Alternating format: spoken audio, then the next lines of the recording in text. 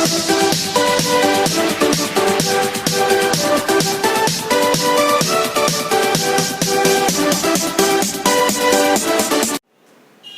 And welcome back. હું છું Bhandari sir અને આપણે ભણી રહ્યા છે ચેપ્ટર નંબર 7 યામ ભૂમિતિ.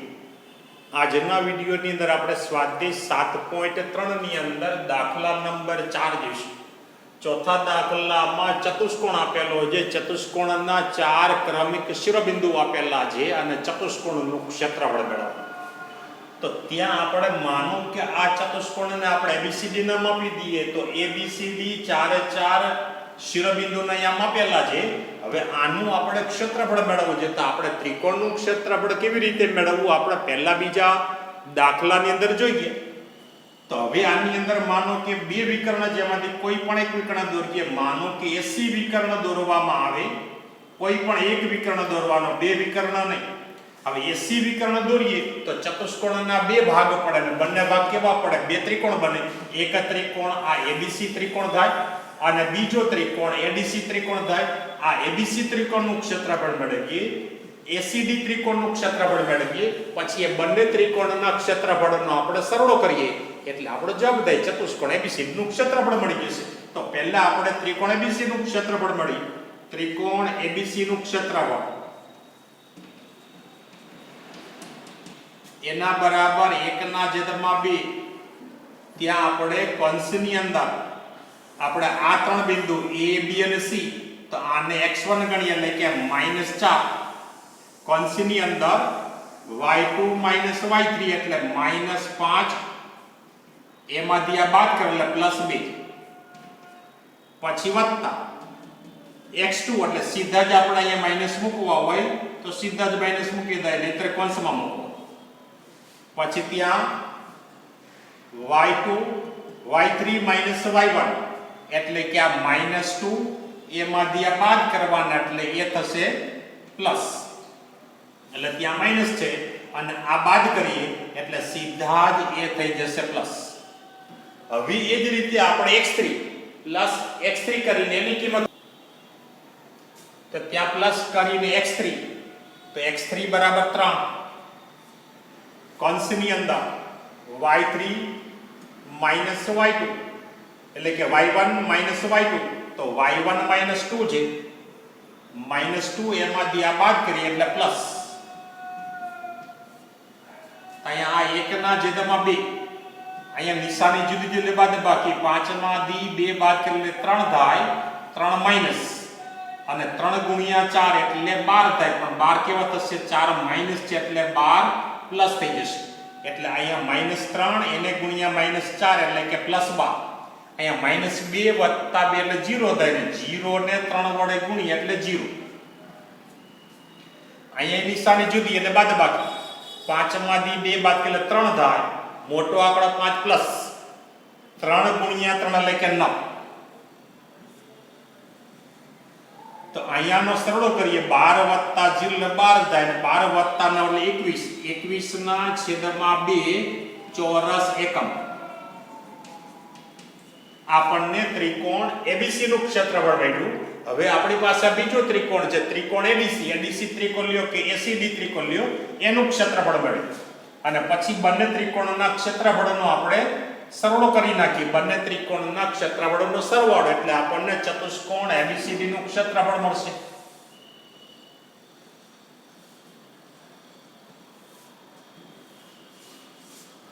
એટલે આપણે ત્યાં લઈએ ત્રિકોણ, આ ત્રિકોણ જે એડીસી નું ક્ષેત્રફળ. તો એડીસી નું ક્ષેત્રફળ આ ત્રણ બિંદુ A D અને C તો x1 y1 x2 y2 અને x3 y3 એટલે -1/2 -4. તો એના પછીના બે આમ છે 3 અને આ બે ની બાદબાકી 3 વત્તા 2 વત્તા x2 એટલે કે 2. એના પછીના બે ની બાદબાકી એટલે આ બે ની બાદબાકી -2 એની અંદર ઉમેરવાનું -2 વત્તા 2 આ માઈનસ એટલે પ્લસ. પછી વત્તા x3 તો x3 એટલે કે 3.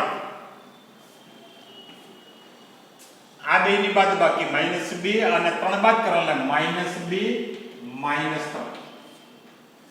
તો 1 ના છેદમાં 2 અહીંયા 3 વત્તા 2 એટલે 5 થાય અને 5 ગુણ્યા -4 5 ગુણ્યા 3 વત્તા 2 એટલે 5 ને 5 ગુણ્યા 4 એટલે 20 -20.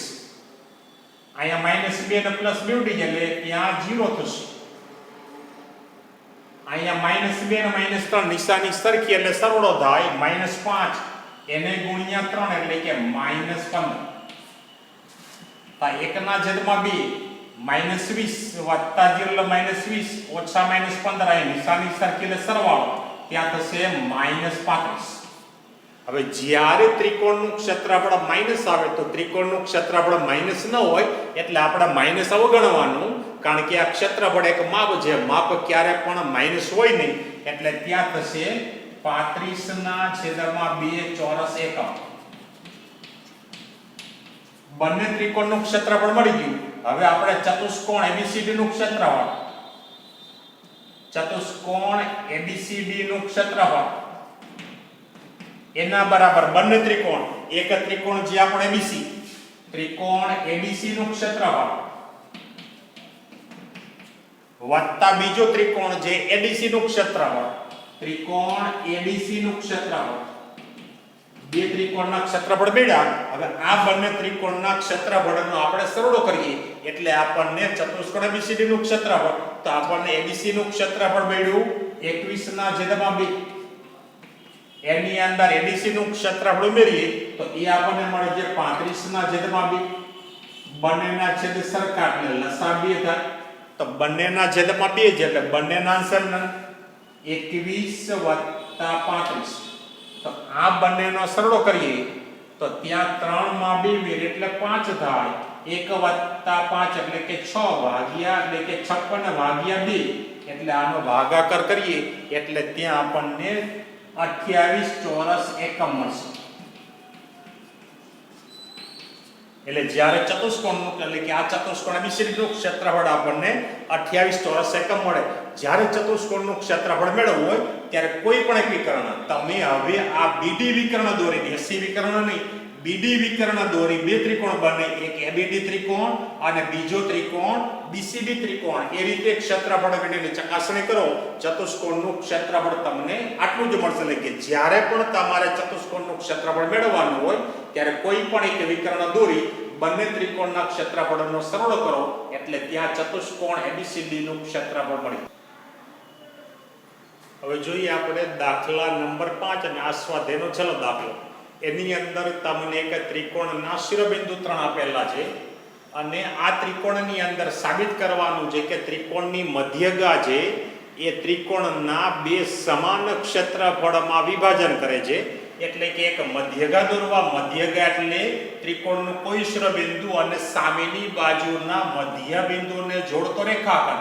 એટલે આ મધ્યગા દોરીએ તો સાબિત કરવાનું છે કે મધ્યગાને કારણે બે સમાન ક્ષેત્રફળ વાળા ત્રિકોણમાં વિભાજન થાય. એટલે આપણે મૂળ ત્રિકોણનું ક્ષેત્રફળ મેળવવાનું, પછી આ બે ત્રિકોણનું ક્ષેત્રફળ મેળવવાનું. તો મૂળ ત્રિકોણનું જે ક્ષેત્રફળ મળે એના કરતા અડધું આ બંને ત્રિકોણનું ક્ષેત્રફળ થવું જોઈએ, આપણે સાબિત કરવાનું છે. તો આની અંદર આ પહેલા જ આપણે લખીએ કે ધારો કે AD મધ્યગા, ધારો કે AD એ મધ્યગા છે અને જે AD મધ્યગા હોય તો આપણે આ મધ્યગા દોરીએ છીએ તો આ D છે એ BC નું મધ્યબિંદુ થાય, માટે DA BC નું મધ્યબિંદુ થાય. આ મધ્યબિંદુ થાય તો આપણે આ ABD ત્રિકોણના ક્ષેત્રફળ મેળવવું હોય તો આપણી પાસે D ના યામ હોય છે, તો D ના યામ નથી તો D BC નું મધ્યબિંદુ, તો D ના યામ મેળવીએ તો D ના યામ B અને C ના x યામનો સરવાળો ભાગ્યા 2 એટલે કે 3 વત્તા 5 ભાગ્યા 2. બંનેના y યામનો સરવાળો -2 વત્તા 2 ભાગ્યા 2. તો એના બરાબર અહીંયા D ના યામ આપણને 3 વત્તા 5 એટલે 8 થાય, 8 ભાગ્યા 2 એટલે 4. અહીંયા -2 વત્તા 2 એટલે 0 થાય અને 0 ભાગ્યા 2 એટલે કે 0. એટલે અહીંયા આપણને મધ્ય બિંદુના યામ થશે 4 0. હવે આપણી પાસે બે ત્રિકોણ એક ABD ત્રિકોણનું ક્ષેત્રફળ, ADC ત્રિકોણનું ક્ષેત્રફળ અને મૂળ ત્રિકોણ ABC નું ક્ષેત્રફળ. પહેલા આપણે ABC ત્રિકોણનું ક્ષેત્રફળ લઈએ. ત્રિકોણ ABC નું ક્ષેત્રફળ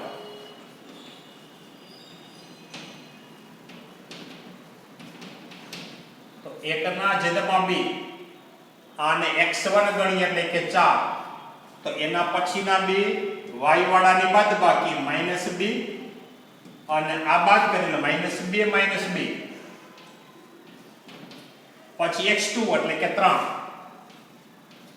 એના પછીના y વાળા બે ની બાદબાકી 2 - 6 એટલે -6 જેને બાદ કરે પ્લસ 2 + 6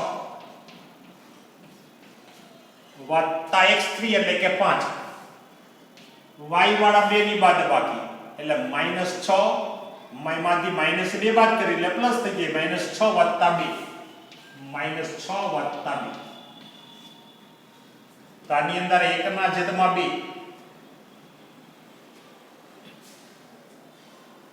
અહીંયા આપણને -2 એટલે -4 થાય. -4 એને ગુણ્યા ચાલે 16 પણ -16 થશે. 6 + 2 એટલે 8. 8 ગુણ્યા 3 એટલે કે 24.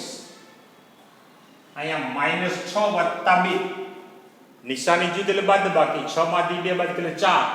4 માઈનસ થશે. 4 ગુણ્યા 5 એટલે 20.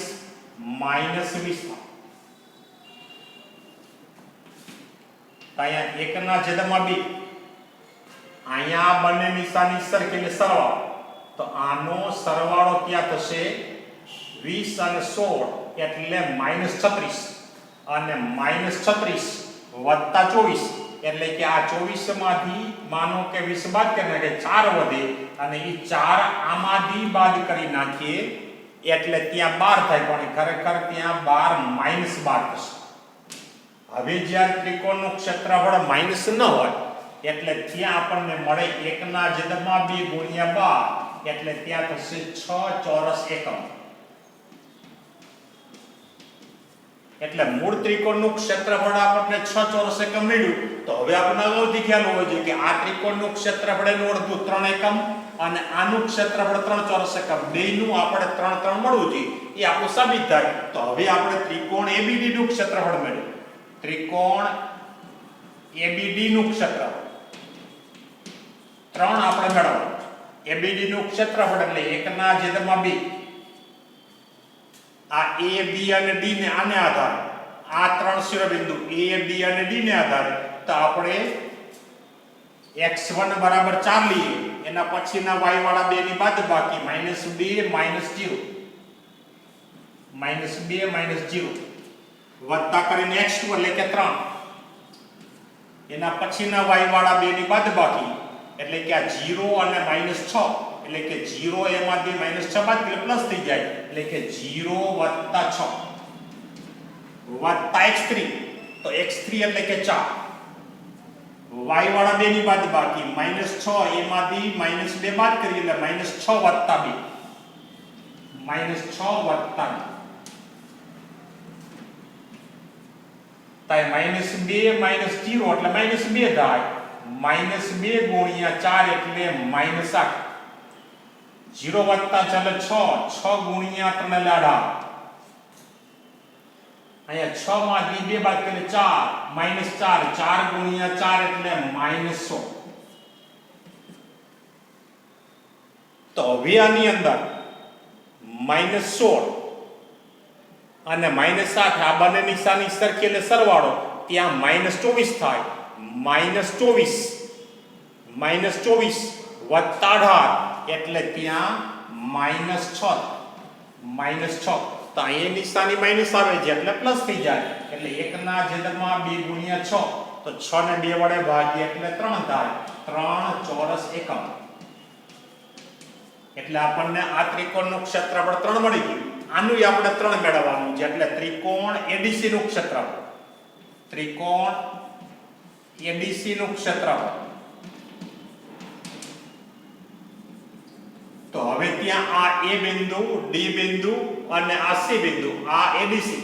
તો ત્યાં x1 એટલે કે 4 એના પછીના y વાળા બે ની બાદબાકી 0 - 2 0 ઓછા 2 વત્તા કરીને x2 એટલે કે 4 એના પછીના y વાળા 2 ની બાદબાકી 2 માંથી -6 બાદ કરીએ એટલે -6 બાદ એટલે પ્લસ થઈ જાય 2 +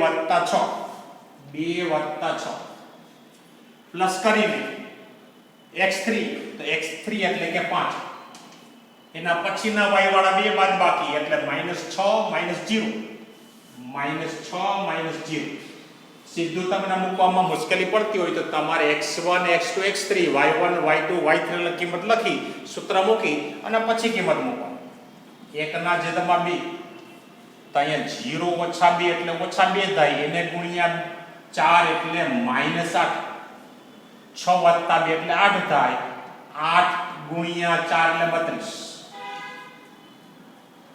-6 -0 એટલે -6 ગુણ્યા 5 એટલે -30 હવે આની અંદર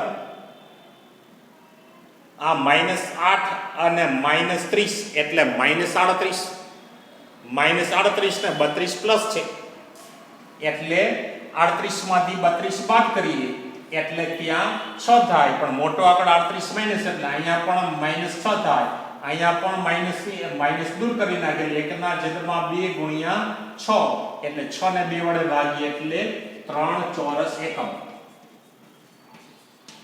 એટલે ત્યાં આપણે સાબિત કરવાનું હતું કે મધ્યગાને કારણે બે સમાન ક્ષેત્રફળ વાળા ગુરુત્વમાં વિભાજન થાય છે તો આપણે મૂળ ત્રિકોણનું ક્ષેત્રફળ આપણને 6 મળ્યું અને મધ્યગા દોરવાને કારણે જે બે ત્રિકોણ બને છે એનું ક્ષેત્રફળ સમાન એટલે બંનેનું ક્ષેત્રફળ સમાન મળે એટલે કે આમ મધ્યગા AD આમ મધ્યગા AD દ્વારા ત્રિકોણ ABC નું સમાન ક્ષેત્રફળ વાળા